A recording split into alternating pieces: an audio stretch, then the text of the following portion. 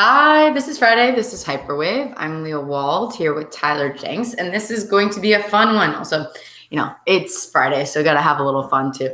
So, well, I guess the bad news is that all the U.S. markets were down today and are currently down 2 to 2.5%. So we're actually going to focus today's on the Nasdaq. So we're going to look at 6 charts and from historicity. So historically, and then we're going to get smaller and smaller down to 6 months charts, and each one's going to tell a different story about where we are today.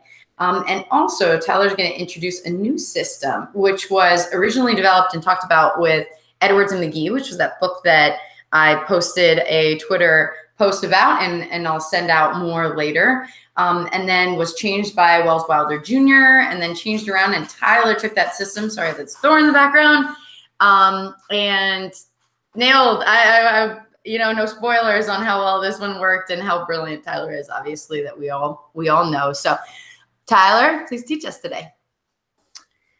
Great. Thank you very much, Leah. And thank you all for joining us. This is an important day, I believe. It's Friday. That means that all the U.S. markets posted weeklies as of 4 o'clock today. We'll have to wait till Sunday for Bitcoin. We will talk about Bitcoin very briefly at the end. Nothing has changed except it's dropped further. So it is doing what we have been saying for 4 months. It's in a downtrend, but we're going to look at the opposite today. We're going to look at something that's been an uptrend for 10 years, the Nasdaq, and it's throwing us a lot of very surprising movements. We've identified a hyperwave that has been rather difficult to define because it's nested, and this will give us a chance to talk about that. What we're going to do is we're going to only look at Nasdaq today. We're not going to look at individual stocks. We're going to look at the composite index for simplicity's sake. And we're going to look at 6 charts. The first one's going to go all the way back to 1985 to today. And then we're going to get shorter and shorter in terms of time frames. And we're going to add more and more technical analysis to each of those time frames. And then we're going to conclude with a 6-month time frame where a particular pattern has developed in the Nasdaq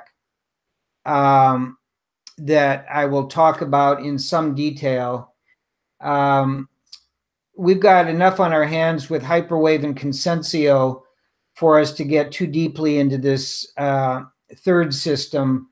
We will do that at some point, but probably not until the future. The only reason I'm talking about it today is because I think it's an important indicator for the Nasdaq market. So with that introduction, let's begin by pulling up the first chart, which will be a very long-term chart of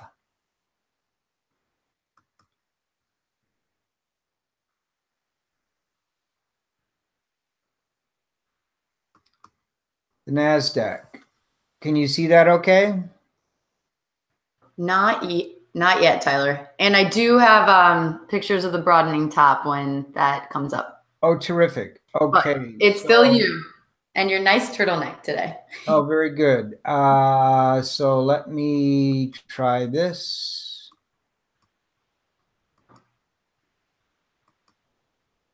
How about that? Perfect. Okay. This is a very long-term chart. This goes back to 1985. And this is the run-up to the first Nasdaq hyperwave that basically ran from $250 all the way up to $5,000 between 1985 and the peak in the year 2000.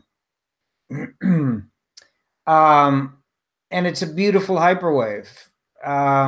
It's one of the real clean ones. I do not have the lines on that hyperwave. We've talked about them before.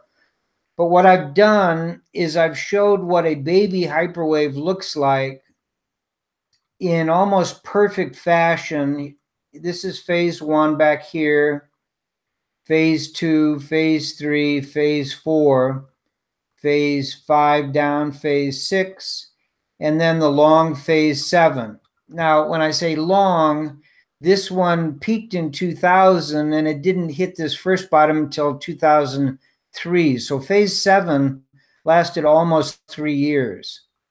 And notice that it stopped well above the original phase one line. And we didn't know it in 2003, but even after this nice bounce from 1250 all the way to 2750, over a doubling over that 5-year period, we came all the way back down to that low. Now, I have drawn this line, which has nothing to do with the baby hyperwave, but has some importance in terms of what has been going on over here on the right side of the chart. So I believe this is a good rendition of a phase two. And even though when this came down, we didn't know that it wouldn't go down to that phase two line, it turns out that this point, I think, is more significant, which occurred in 2009 at the bottom of the large drop from 2,750 all the way down to 1,250 again in the Nasdaq.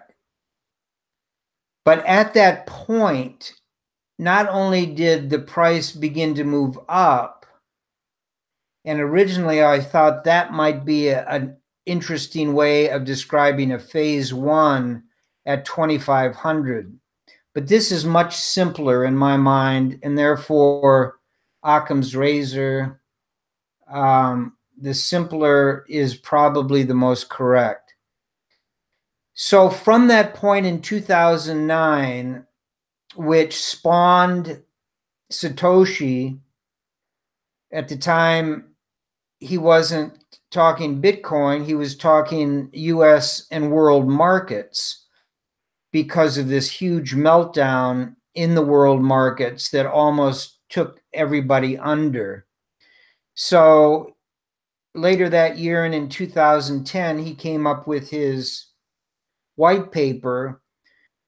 But while he was doing that, the Nasdaq was beginning a sharp rise. And after this correction right here, we broke to new highs above these highs and corrected back down to this line, which now I believe is a very strong phase three line, because it connects the first point, which is the last point of the phase two line, with this point, and later on this point. And clearly the angle is right. I keep saying this phase two should be less than 45 degrees and the phase three should be greater than 45 degrees. Should, in this case, means simply relative to all of the other hyperwaves. They can be all over the place, but this is much closer to the perfect hyperwave as this smaller one was. Now, on this correction in 2016, that dropped prices from 52.50 down to 42.50, or about a 20% drop, that line held, the phase three line, and then we started an aggressive angle up, which I now label phase four. And one of the reasons I keep harping on the Nasdaq is because it's a lot of fun when you're in a phase three and a phase four.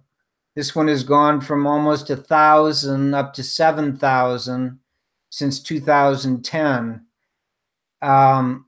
but you have to start becoming aware of the fact that this is a hyperwave, and this is what happens when a fourth phase of a hyperwave breaks. And you don't want to be holding an asset that is about to go through a phase 5, 6, and 7. Okay, so that is the very long-term view of a big hyperwave with a nested smaller hyperwave, which at the time was enormous. Remember what this is? This is the internet. This is the dot-com bubble. This is the beginning of the technological boom. And it simply went too fast, too far, and paid the price by forming a hyperwave and coming back down. Okay, so let's go to chart number 2. Chart number 2 is a 10-year period of the same chart. Chart number 1, now we're going to look at the period from phase 2 shift up to phase 3 and into phase 4. So we're going to keep magnifying this and trying to get a picture of what the movement's like. This is the low in March of 2009 of the giant sell-off that we had and the crash of the mortgage market. Right here is the beginning point of the end point of the bear market and the beginning point of this bull market.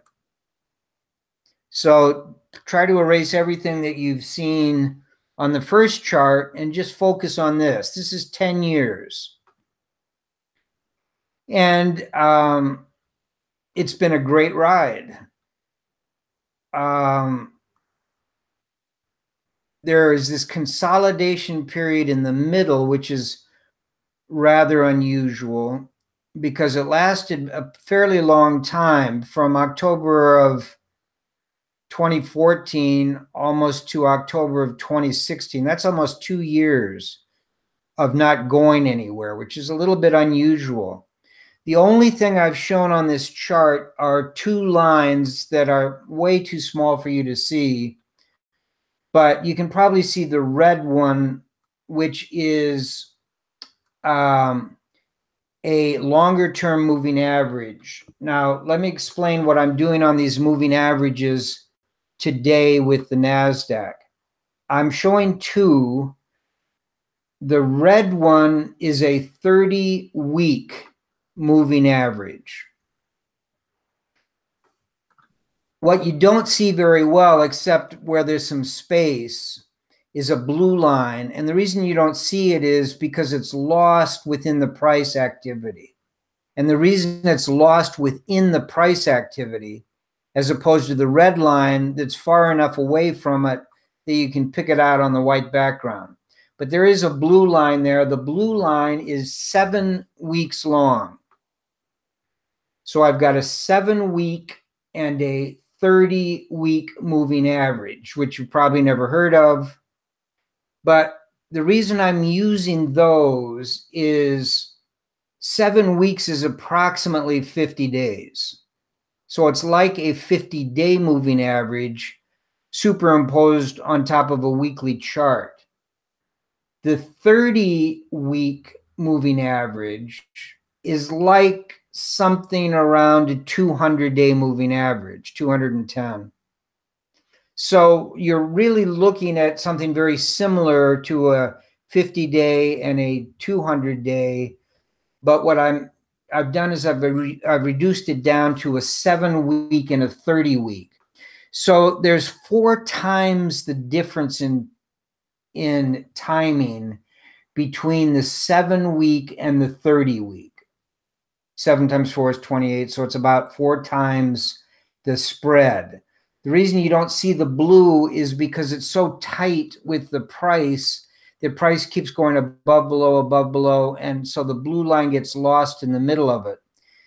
But the reason I've got the red showing is because the red the blue crosses the red a couple of times, once over here,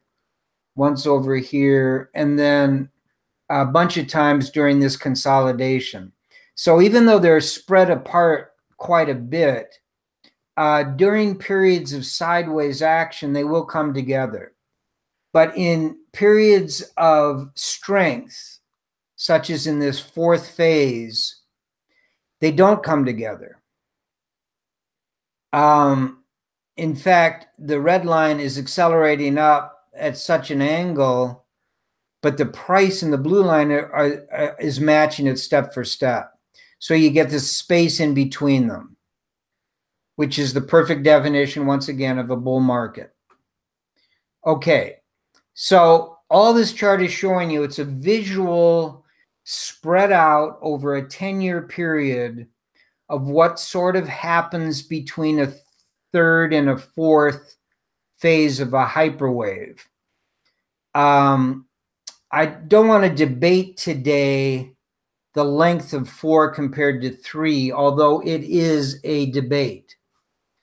And one of the biggest reasons for thinking we're not ready to break out of 4 to the downside is because this is so short. This phase 4 basically started in early 2016, so it's 2 years long, but it's a lot shorter than this one. This is a very big hyperwave. And partly because it had a nested one at the beginning of it that never really completely broke down. And so all of this is follow through. And what is all of this? All of this is the technology boom. We've looked at all those stocks, Amazon and Apple and NVIDIA and Netflix and Intel and Microsoft. That's what you're looking at. You're looking at the Kurzweil view of the world on top of Moore's view of the world over a 50-year period, finally coming to fruition, so that this line that you're looking at is affecting all the other indexes and markets, not only in this country, but around the world. It's been pulling them all up. Now, I asked you if you would take a look at Carter Worth's program on CNBC that had been tweeted. And the reason I did that, and I've seen some comments, people say they don't think that much of Carter Worth and all of that sort of thing. And everybody can have their own opinion about individuals' ability to use technical analysis. I have followed him for a long time, and I respect him greatly about the way he looks at charts. Sure, he gets things wrong. I get things wrong. Tone gets things wrong. Everybody does. That's part of the business. But he is a very strong thinker. But if you listen to that, he breaks down the other indexes because they're being propelled by this index, and this index is being propelled by a very few number of stocks. So what he's doing is something that I'm doing, but he's doing it in reverse. He's saying people need to be nervous about the overall economy, the overall gross domestic product, the overall stock market, the Dow, the S&P, the Russell 2000, the mid cap, the large cap, the growth, the value, because they have been artificially pulled up by 20 or 30 stocks that are very large that are in this index. So I'm going the other way. I want to make sure we understand this index, not only from a hyperwave point of view, which is just one clue, it's one piece of evidence when in terms of the direction of markets, but I think it's a very powerful one. These moving averages can be very, very powerful. And so let's go to the next chart, which is the same chart that we just looked at, the 10-year chart, Exactly the same blue line and red line, exactly the same moving averages, 7 and 30. But now what I've done is I've put two green lines on them, the phase 3 and the phase 4. And I think this phase 4 rendition I have is about as accurate as we can get on a phase 4. Now, I'm going to jump ahead and scramble the eggs a little bit here by saying phase 3 is continuing. I'm assuming this to be a phase 4 because of the angle of this line compared to this line. But that does not mean, in my mind, that this phase 4, if it breaks, we're going to go into a 5, 6, and 7. The same way on Bitcoin, I held out the possibility that if we break phase 4 and go into a sharp move down that looks like a 5 and then a move up that looks like a 6, and it comes back down but holds this, I would be more than willing to say that this was part of phase 3, not phase 4, because it's short. It's only gone on a half as long as this did. But I'm not willing to say that when this line breaks, which is coming in at around 6,600, and we closed at 6,905 approximately today. So we're very close in terms of percentage. But if this breaks, the intelligent thing to do, the prudent money management thing to do, is to get out of this position, because this might be a 4. And then depending on what happens subsequent to that break, we can reevaluate that. So I'm talking Nasdaq today, but I keep going back to the fact that Bitcoin had similar characteristics in its early years of mini hyperwaves that didn't completely go back down to their phase 1 lines and then turned into a bigger hyperwave, which ran all the way up to 20,000. So we aren't there here. We haven't had that huge acceleration like we did in Bitcoin. So let's put Bitcoin on the back burner and just talk Nasdaq, because of the observation that if this begins to break down, it's going to have implications that are much, much, much larger than the implications of Bitcoin breaking down. Okay, so let's look at the next chart, and we're going to shorten the time frame once more.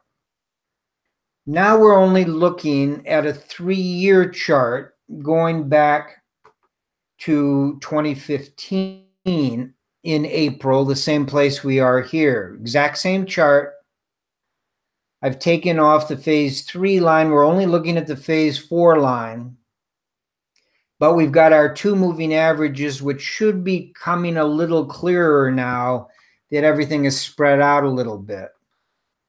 And you can see how the blue, the 7-week moving average, is nestled right in the middle of all the action, unless there's a sharp breakdown, in which case you get a little space between price and the blue, or a sharp break up, in which the opposite is true, that the blue quickly catches up with price and then winds its way through the price again and again with the price above it. Okay, the reason we're looking at a 3-year chart is the first third of the chart is not a bull market.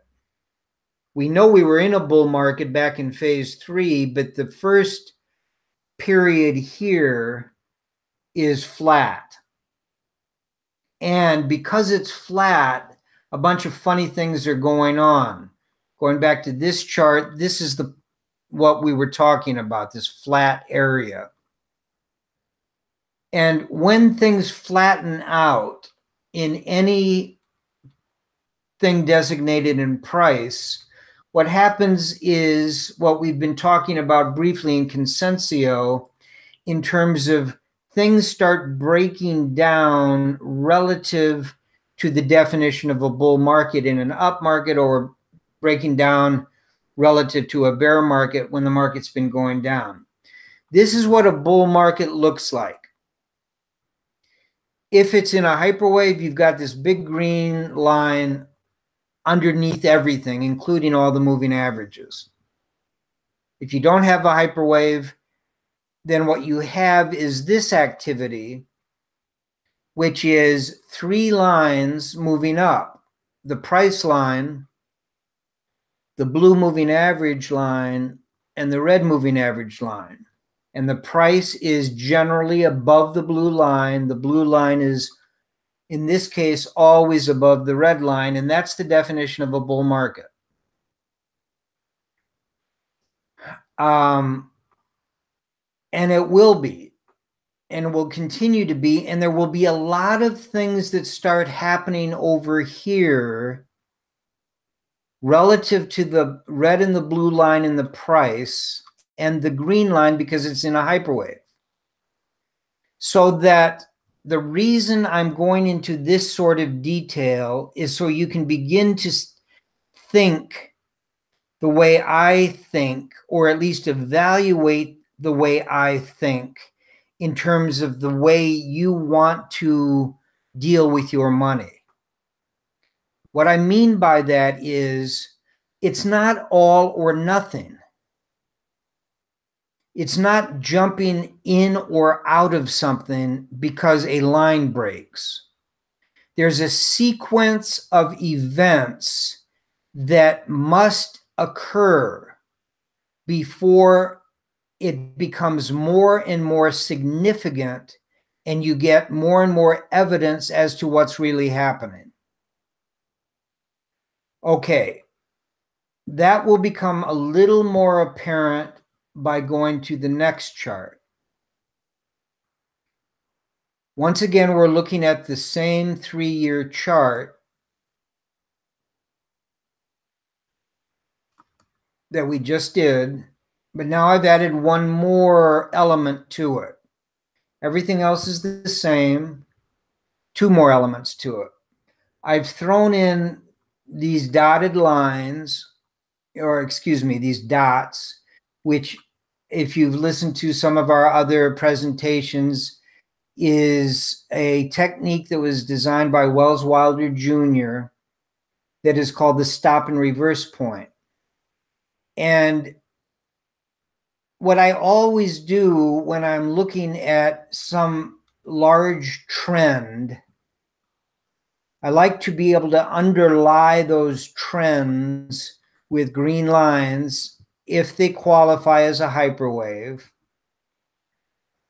I like to eyeball what appears to be bull markets, bear markets, bull markets, bear markets, bull markets, sideways markets that are confusing, and bull markets.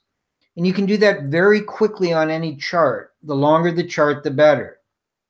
Then you start zooming in and thinking about what you're seeing. So as you do that, new tools become available to you to evaluate the shorter and shorter periods as you come right up to today, which is decision-making day. What you've done in the past and what you will do in the future is irrelevant. You are either in an asset or you are out of it. So every day, if you are out of it, you've got to be asking yourself, is this the day I want to get in it? And if you are in it, every day you should be asking the question, is this the day I want to get out of it? And the best way I have found of doing that is the process I'm showing you now. Going from the macro to the intermediate term to the micro, and then right down to the smallest details. So on this 3-year chart, we've added this little system of stop and reverse points.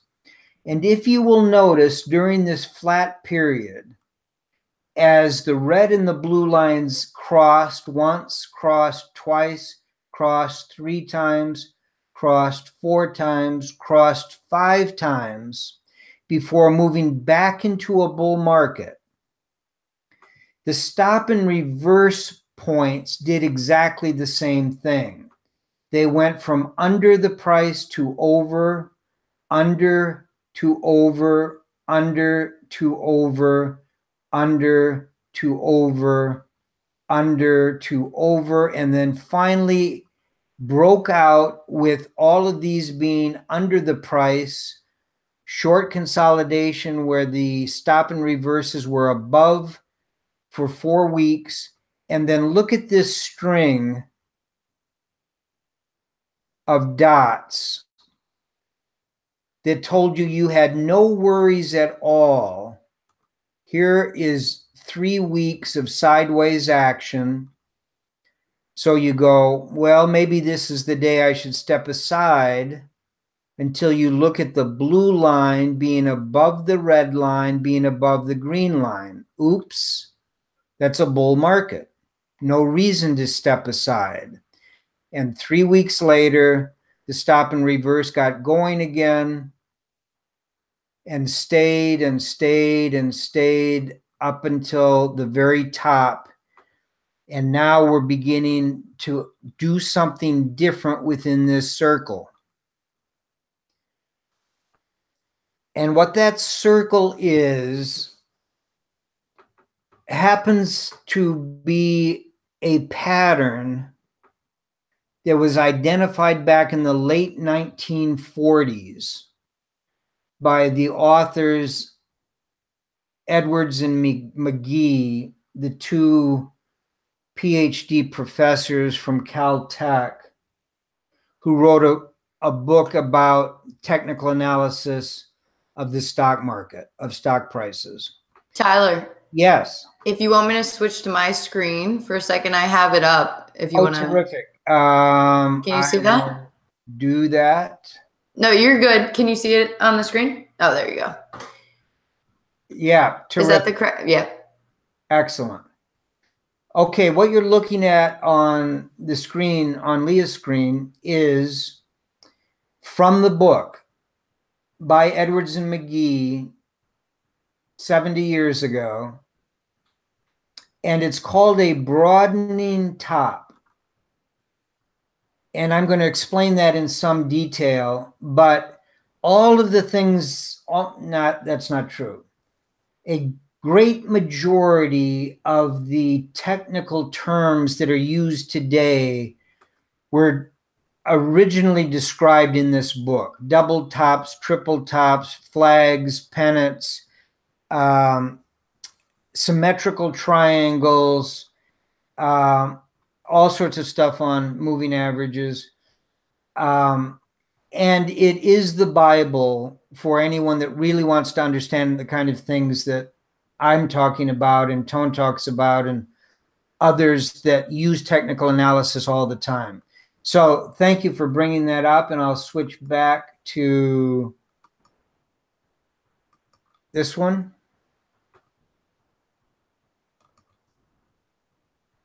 Is mine up now? Yes, it is. Perfect. Okay. So what you saw in Edwards and McGee was this formation, and it will take a little bit of a description, but I want you to be thinking in terms of the binary question: if I'm in, is this the day I want to get out? And if I'm out, is this the day I want to go in? And you start with the long term, you get shorter and shorter, you start bringing more sensitive technical tools in to help you see beyond this one big long green line. And if there's no hyperwave, a very long trend line. Because you can eliminate a lot of emotional errors and analytical errors by doing it this way. Okay, what this thing happens to be, a broadening top has an inverse called a broadening bottom. And the only thing that either of these things are good for, the broadening top or the broadening bottom, is to punctuate when the end of a trend has come. In this case, we've had a 10-year move up. We've had flatness during various periods, but the flatness never violated a very long-term trend that we've been following called the hyperwave. The flatness got way above it and then came back down to it and then started up again. But it's very difficult to time decisions, particularly the decision, do I buy today or sell today, when things are so macro that your mind is overwhelmed with all the fundamentals and technicals all jumbled together. So you keep getting shorter and shorter, more precise and more precise, using more and more tools. Okay. The way a broadening top works is it has a high degree of probability up somewhat north of 70% and as high as 80 or 85% in certain circumstances of foretelling the end of a move. In this case, the end of the move up in the Nasdaq. Now, I'm not going to go into a whole lot of detail, except to tell you that as we got into this last period of time, which has only lasted for 1, 2, 3, 4, 5, 6, 7, 8, 9, 10, 11, 12, 13, 14, 15 weeks, 4 months. Weird things began to happen. Just look inside the green circle. Forget everything else. We'll look at the green circle by itself right here in just a second.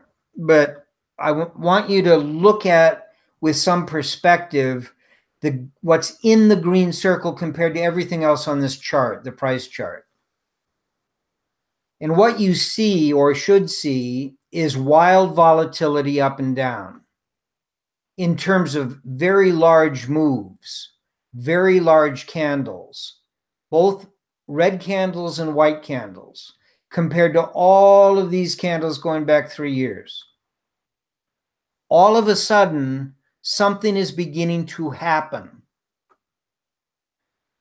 Secondly, after this long run of green dots in the stop and reverse technique, we got 4 in a row above the price, meaning something was going wrong. So one is the fact that something was going wrong with stop and reverse points. 2 is the size of the moves relative to everything that we had seen for 36 months were getting more and more extreme. Number 3, the blue line stopped going up, which is the 7-week moving average, went sideways for the last 4 weeks, and now has lows above the previous lows. Now, the blue line's flattened out at various times when price flattens out.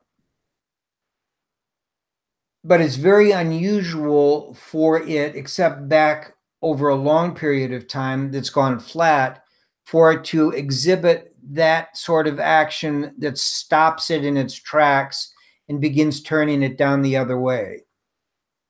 You will also notice that the red line is still just going on its merry way because it's so long. It will take a long time to turn it. But if you measure the distance between the red line and the blue line, by definition, it's getting smaller because the red line is going up at a fairly constant angle and the blue line started going sideways and now the blue line's going down. If they ever come together, that's called a death cross. They're nowhere near coming together. So we're not ready to think in terms of the moving averages. But just as you don't want to wait for price to get down to phase 4, except to give you a definitive signal if it closes below phase 4, why wait if there are other techniques that you can start using to manage your money? The fourth thing you should see is what is happening this week. The price has gone below the long-term 30-week moving average. Now, it did that before with this giant spike down, but it didn't close there. This is Friday. We just closed there. So within the green circle, a 4-month period of time, a number of things should be making you sit up straighter if you are in Nasdaq stocks. And to me, that's the cake. The icing on the cake is this broadening top. Now, here's how you calculate a broadening top. This is the same chart, but now we are only looking at from October of 2017 to today. So we're looking at 6 months.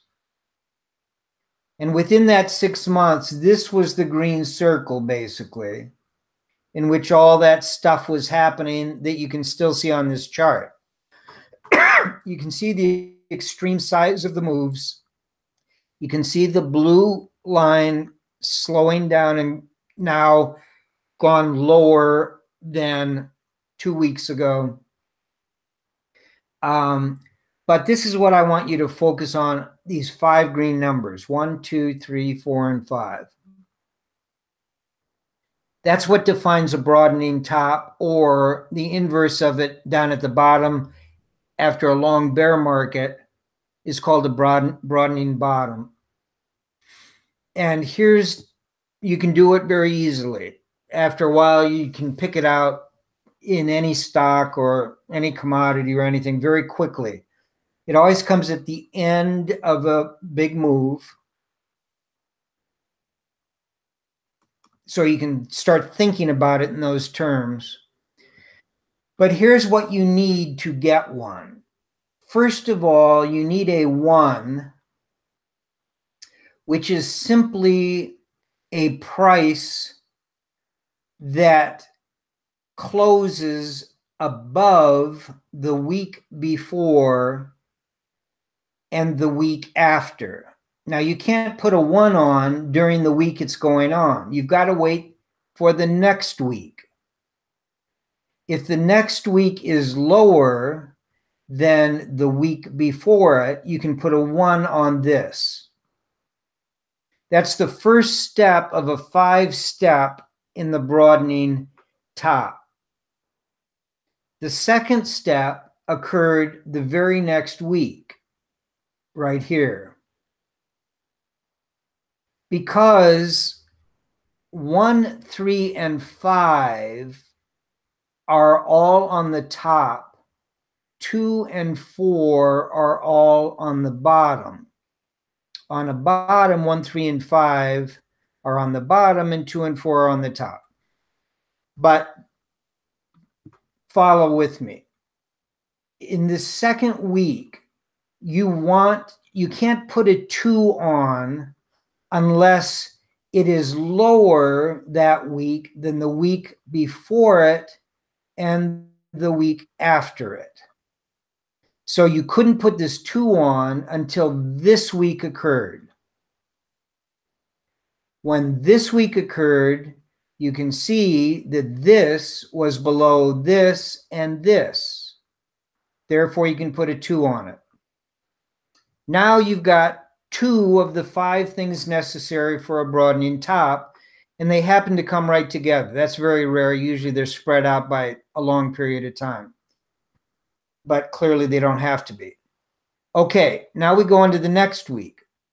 The only way this could be a 3 is if it was higher than the week before, check, and higher than the week after, no check.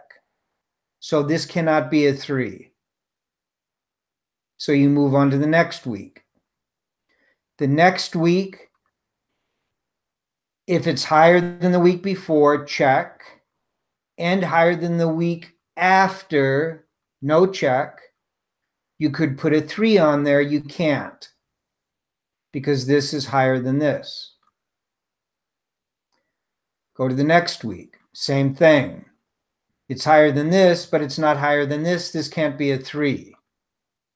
But here's the 3. You put the 3 on top of the candle when it is higher than the candle before it and the candle after it. That's clearly the case here, so I've put a 3 on top of it. Okay, now we're going to go down the other way, looking for a 4.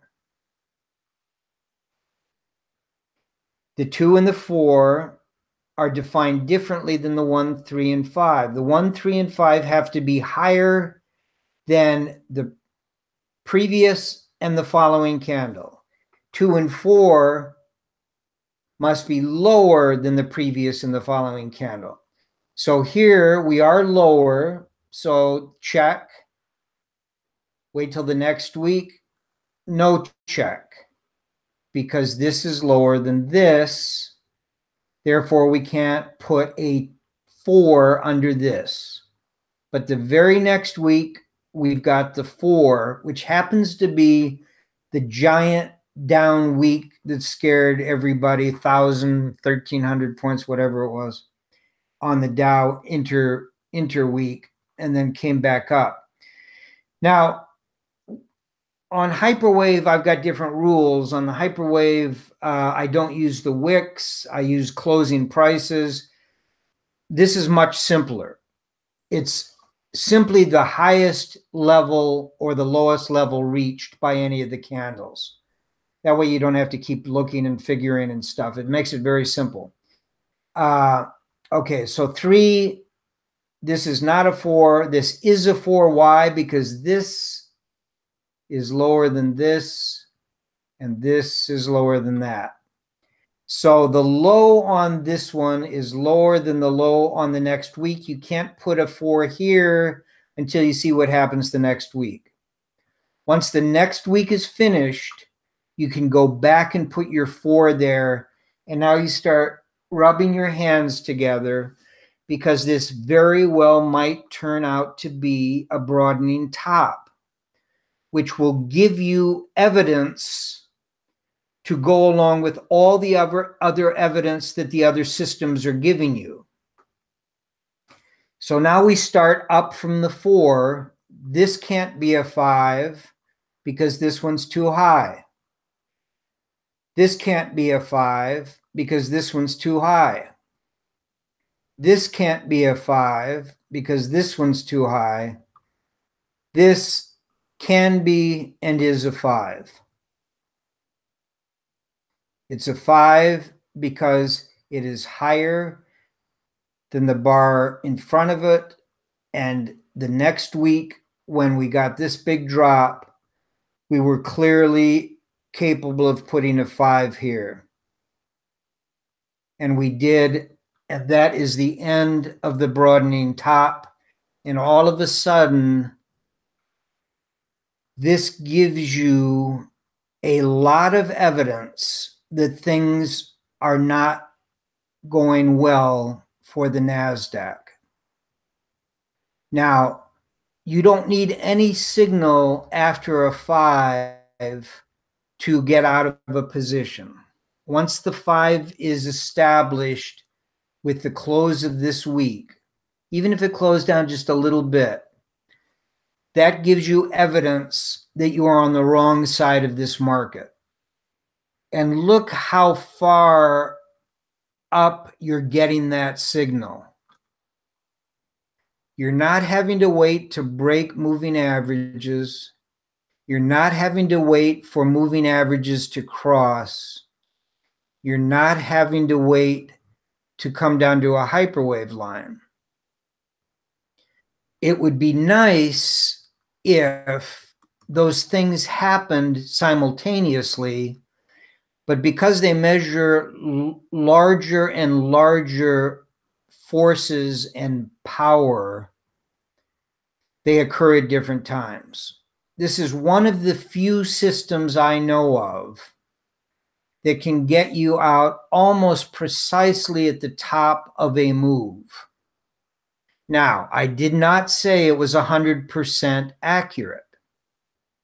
I said it had a very high percentage of accuracy, much higher than almost any other trading system, perhaps besides sequential or random number generator, which is about 80% effective.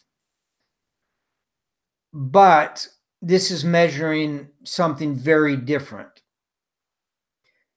So it is another tool and a very powerful tool.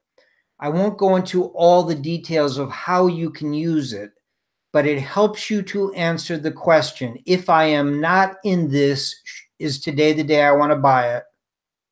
Or if I am in it, is this the day I want to either sell it or to scale back on my holdings? And my answer is whenever I see this pattern at the end of a long move up or down, I want to at least begin scaling back my holdings. Now, if you had done that when the 5 appeared after this week, you would have saved yourself these lows and these lows. You'd be at least 2 weeks ahead of the game. Now, the obvious question is, what happens if this turns around and starts running up? Well, it's one of those 20 or 30% probabilities that this is going to take out the 5. And there is a way of creating stops above the 5 that begin to decline each week. And what that does is a little bit like the stop and reverse action in a declining market. It will get you out if it turns and goes the other way. But if it turns this week and goes straight up next week, it will not do that. And I won't give you all the details of how that works. Just know that there is a system in place to do that. That system was not designed by Edwards and McGee. This observation was Edwards and McGee in the 1940s. Wells Wilder Jr. in the 70s came up with a way of addressing the questions of stops. And my partner and I took his system, Wells Wilder's system, and turned it into a trading system that we were able to trade 30 different commodities every single day, either long or short, based on this observation. Now, how could you possibly do that on a daily basis? Well, the answer is we're looking at a weekly chart. This also works on monthly charts and daily charts and hourly charts and 30-second charts. I do not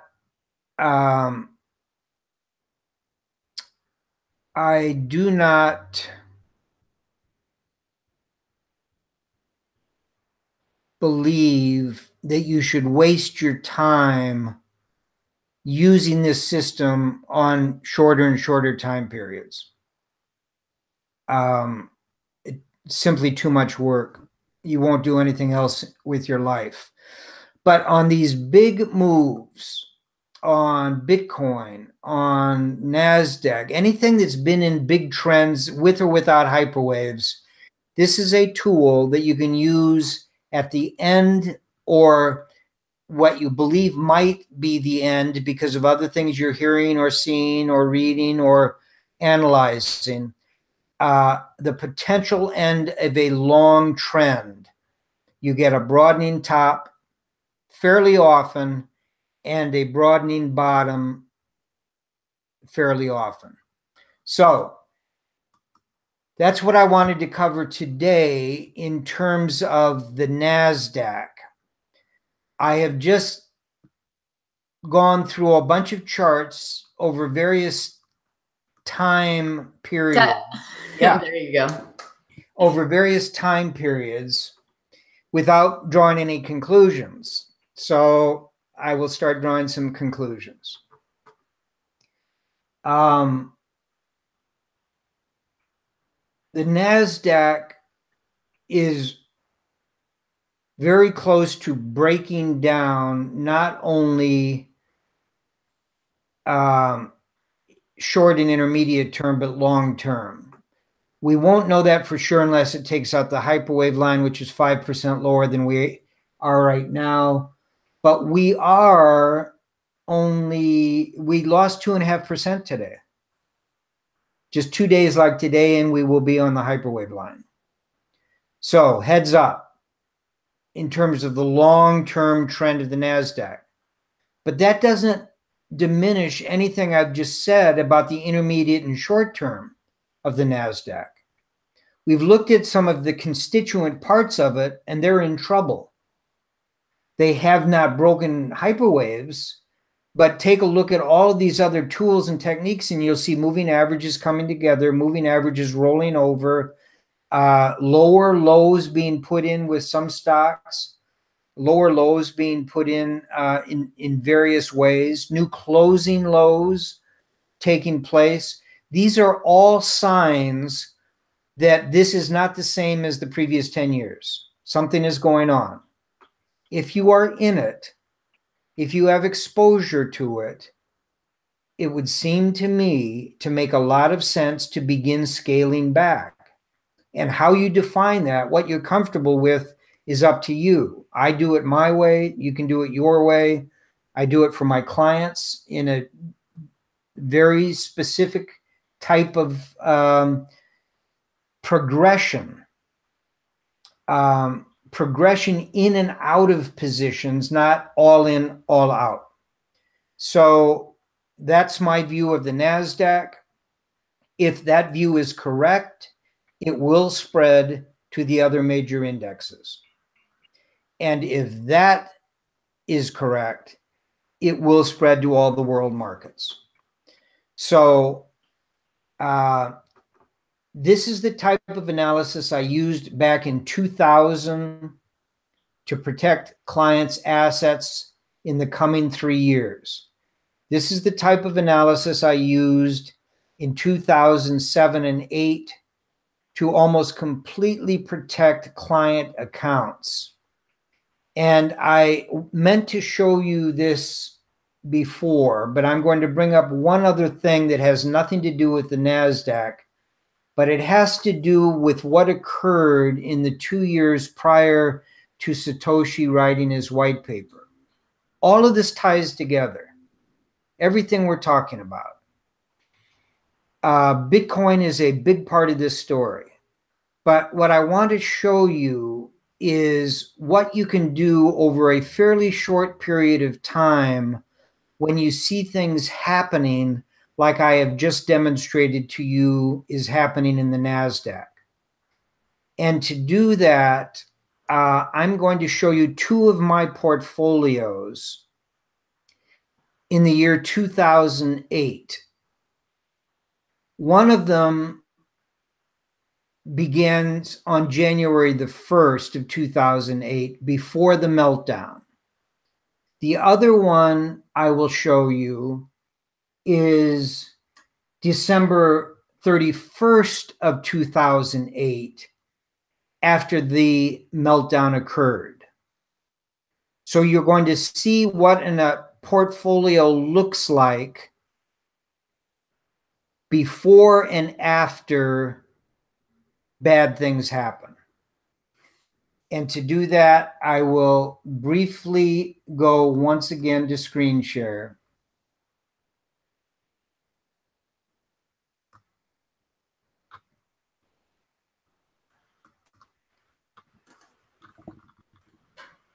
Tyler, while you're working on screen share, Yeah. Question: how does inflation play a role in Hyperwave?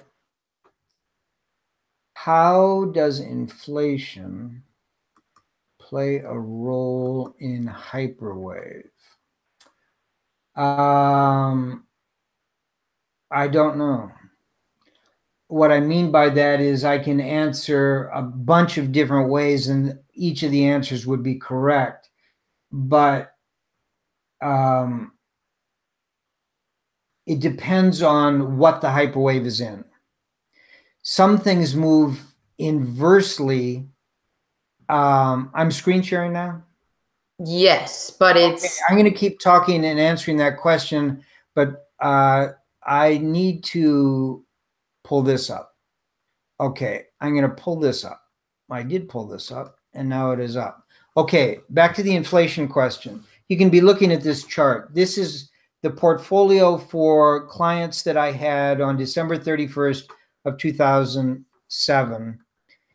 And then we're going to look at what happened a year later. Okay. Inflation means it takes more dollars to buy something. That's what inflation means. There are certain assets that are correlated positively to inflation, and certain assets that are inversely correlated to inflation. So depending on what the hyperwave is, where it is, if it's gold or if it's silver or if it's corn or wheat, they tend to be positively correlated to inflation. So when inflation was very strong in the 1970s and ran from 2% up to 20%, you had big spikes in the price of oil and gold and silver and wheat and corn and many commodities, because they tend to do well. Their prices go up when there's inflation. A lot of other things do very, very poorly. Anything that's interest sensitive, like bonds, utilities, real estate. Real estate is positively correlated to inflation at the beginning and quickly becomes very negatively correlated to it because mortgage rates go up. And mortgage rates, when they go up, kill off real estate moves. So there are some that go up, some that go down, and some that are right in the middle and can go both up and down depending on where you are in the cycle. So that's the answer. If somebody wants to ask specifically about a particular asset, we could talk about that. But let's do that at another time. And let's look at this. Now, this is a little bit confusing. And mainly because it's hard to read a lot of these words. So just bear with me for a second. The way this works is these are the biggest positions that I held for clients on this date, December 31st, 2007. Just to review quickly, what we're looking at is we're looking at the big run up from 2004 to 2007 and the big rundown in 2007 and 2008 into 2009. That took the Dow from 9,500 to 14,000. That's 5,000 points up on a 9,500 base. And then from the 14,000 level all the way down to 6,000. More than 50%, all in a very short period of time. So that's what we're talking about. And just to remind people what happened in 2008 in October, which is between the two periods we're going to look at portfolios. On October the 1st, the Dow dropped 19 points. October the 2nd, 348 points. October the 3rd, 157, 369, 508, 189, 678, 128, 22% in 9 days, 8 days, 8 trading days. That's the guts of, that's half of the drop, but it occurred very quickly, very powerfully in October. Okay, so, and we won't, well, we can, because here's what happened. The credit market collapsed. Bear Stearns collapsed on March the 15th. It agreed to merge with JP Morgan Chase in a deal that wiped out 90% of its value. Freddie Mac and Fannie Mae failed, both government programs. They failed. In 2008, they either own or guaranteed $6 trillion in mortgage loans. On September the 7th, 2008, they are both placed under government protection under their conservatorship. It's like going into bankruptcy. And these are government agencies. The U.S. Treasury Department began supplying funds to help stabilize these, jumped by $800 billion. That was the beginning of what has turned into another $4 trillion on top of that. Okay, finally, financial instability increases in September. Lehman Brothers is forced to file for Chapter 11 bankruptcy. AIG would fall victim to a liquidity crisis and lose 95% of its value. By September 22nd, AIG was removed from the Dow Jones Industrial Average and replaced by Kraft Foods. Okay, that's a backdrop. Here's what happens in 8 days. You're a money manager. You've got hundreds of millions, billions of dollars under management. It's all in the market. This is before it all started coming apart. Here's what our portfolio looked like. I've already told you that I am always very diversified among a bunch of different things. Now, the way you read this chart is as follows. Where is, I need this to go up a little, right there. Okay. This is the percentage gain or loss as of the day that we're looking at for the year. So for all of 2007, this little guy, Janus Mercury Fund, was up 25%. So all you do is you run across, here's 20%, 15, 10, 5, 0, negative 5, negative 10. On this day, this is where the S&P closed the year up 5.49%. A little bit above 5%. That's the S&P 500 index fund. The line is the actual S&P index. Okay, the colors mean something, but we won't go into that right now. So this is how they fared in 2007 as we were getting closer and closer to the crisis. This poor guy here, American Century Value, was down 5% compared to these guys that were up 25%. The size of these circles is the amount of money I have in them for a client. So this one is a third the size of that one. That means I had 3 times more money in this than in that. This, and this are all about the same, but I rarely have more than 10% in any one thing. So let's just say that this is 10, 20, 30, 40, 50% of the portfolio, and the rest is made up of these others in smaller amounts. Also notice that almost all of the funds we owned at the beginning of 2008 had done better, as well, if not better, than the S&P 500, which is what a manager is trying to do. That's what all managers are trying to do, but that's not what I try to do. I try to do that during up markets, but I do not want to be anywhere near the index in down markets. This was an up market, but only by 5% because we'd already begun to slip because a lot of people saw what was about to happen in 2008. We did have a couple of things that were below the S&P, but in general, I did not have very much money in them. Net, we were doing well as a money manager. Okay, now we go into the crisis. At the end of December, 1 year later, 2008, this is the portfolio. Now, I will tell you that our worst account in 2008 lost 8%. Our average account lost 3%. If we had stayed in the positions that you saw a year earlier, buy and hold, hodl,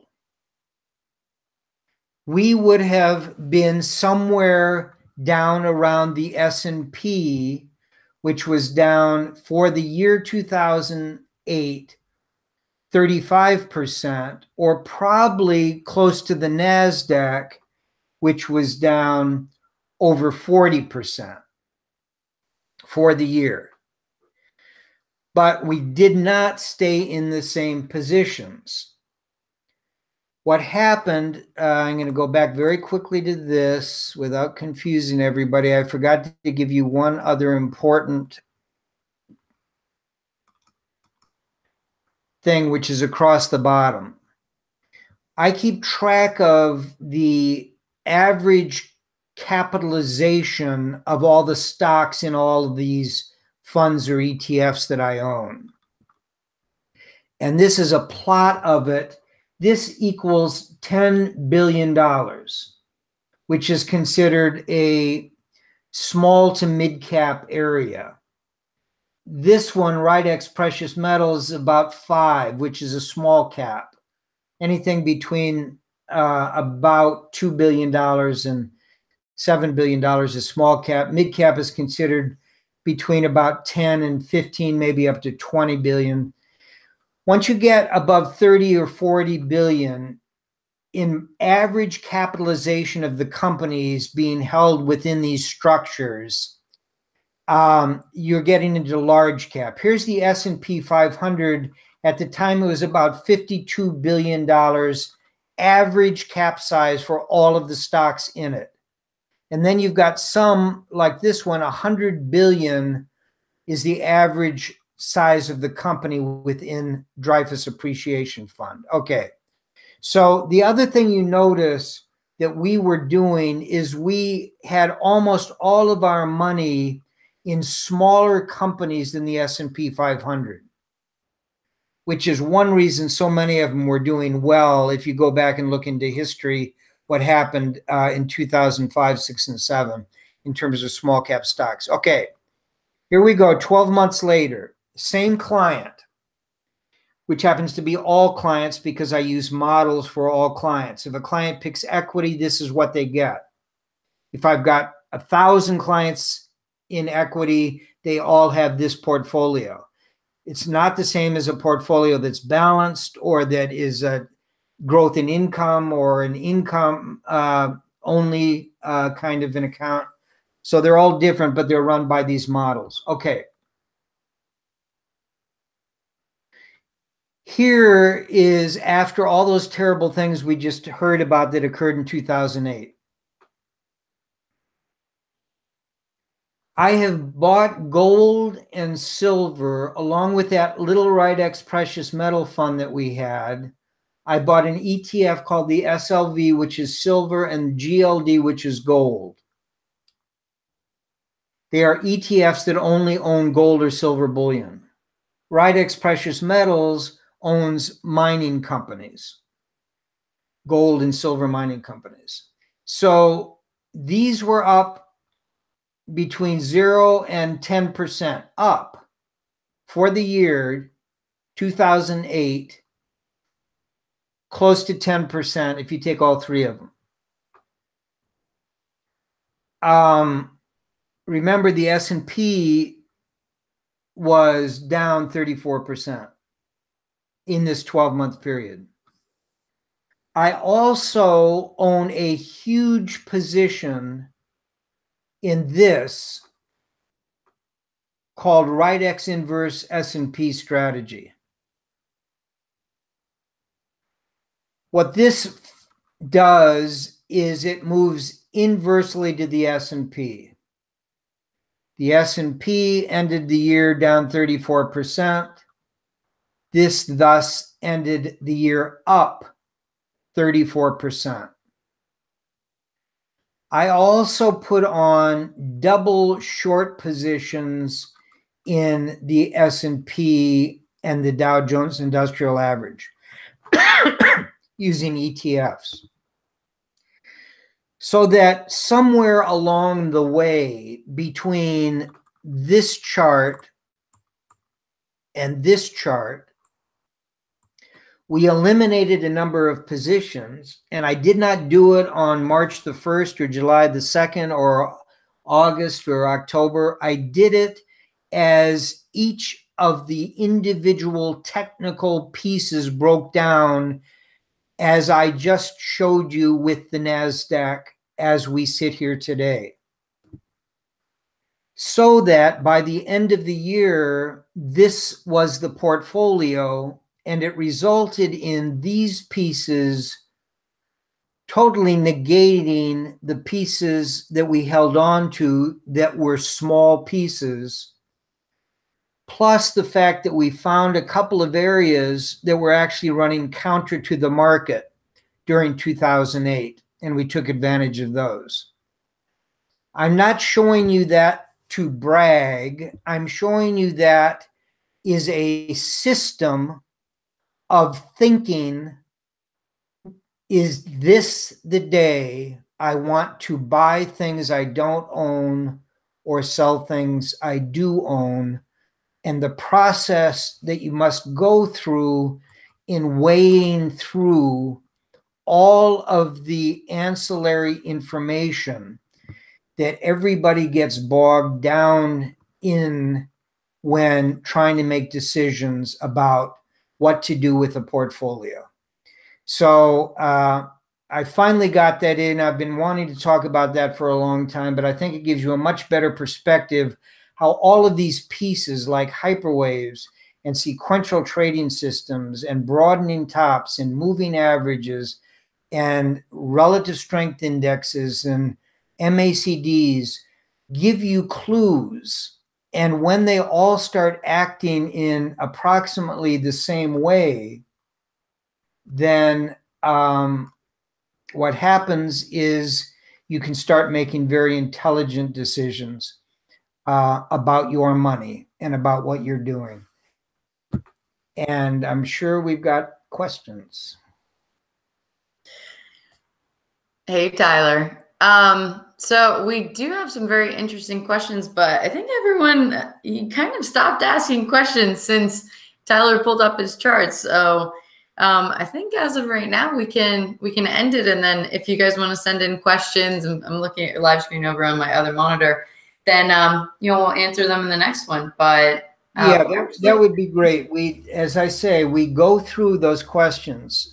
We go through your comments. We can't usually get to all of them individually, but if I don't answer them, or if Leah doesn't answer them in the Twitter, what we tend to try to do is put them together and address them in the next vlog without actually doing a question and answer, just by getting into it.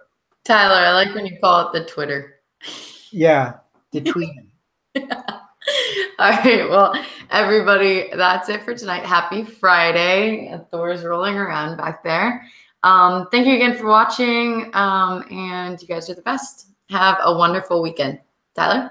Great. Thank you very much, everybody. Talk to you over the weekend and next week. For Bye-bye. sure. Good night.